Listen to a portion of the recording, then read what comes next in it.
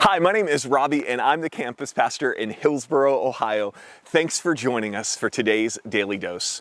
Is it just me, or does it feel like you can't catch a break? Like no matter what you do, you'll always be one step behind. And so you pay off that one bill only for another one to show up in the mail. And the guy in the next cubicle over, well, he gets the promotion that you were hoping for, but only because he took credit for some of your work. When things like this happen, we're tempted to take control of the situation. And I don't know about you, but far too often the solutions I choose for control don't look anything like Jesus' solutions. So instead of empathy and forgiveness, I become angry and bitter. Instead of serving others, I become selfish and inwardly focused. Instead of thinking the best of those around me, I become cynical and burned out. I don't know about you, but when I decide to take my own path instead of Jesus' way, I end up in a worse place than where I started. So I want to assure you that if you've ever felt this way, you're not alone. We aren't the first people to feel powerless and that life is out of control. In Matthew chapter 5, Jesus is delivering what would become known as the Sermon on the Mount.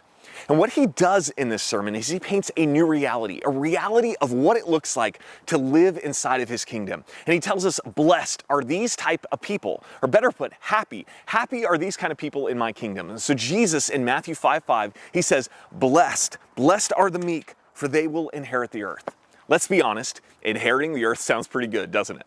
But what kind of people inherit the earth? Jesus says meek. And I'm not sure I like the sound of that because honestly, it sounds a lot like weak. But another way to say meek is humble. That in the end, humble people get everything. You want to know the secret for overcoming that feeling of powerlessness? The secret is humility. In a world obsessed with power and privilege, choosing humility changes our trajectory.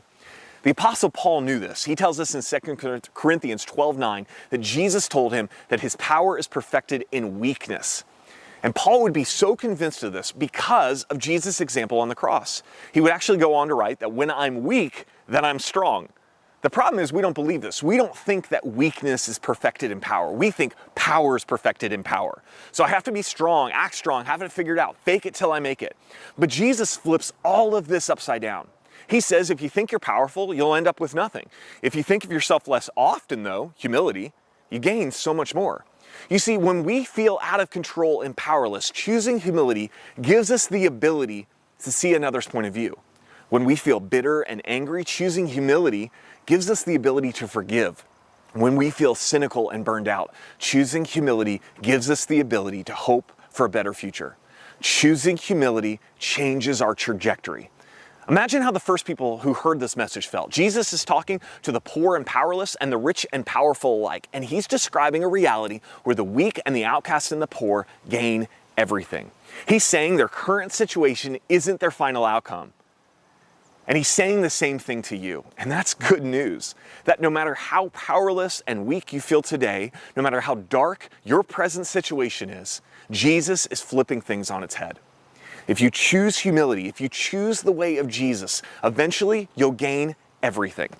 So, will you choose power that feels good in the moment but ultimately fades? Or are you going to choose humility that will change you and the world around you? Today you're going to have a lot of choices, but right now, before you click off this video, choose to be humble. Choose to let that person cut in front of you at the grocery store or that other person cut you off in traffic.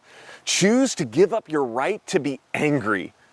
Choose to risk appearing weak and see if you don't gain more than you ever thought possible because of what Jesus made possible on the cross. I'm praying for you today, church.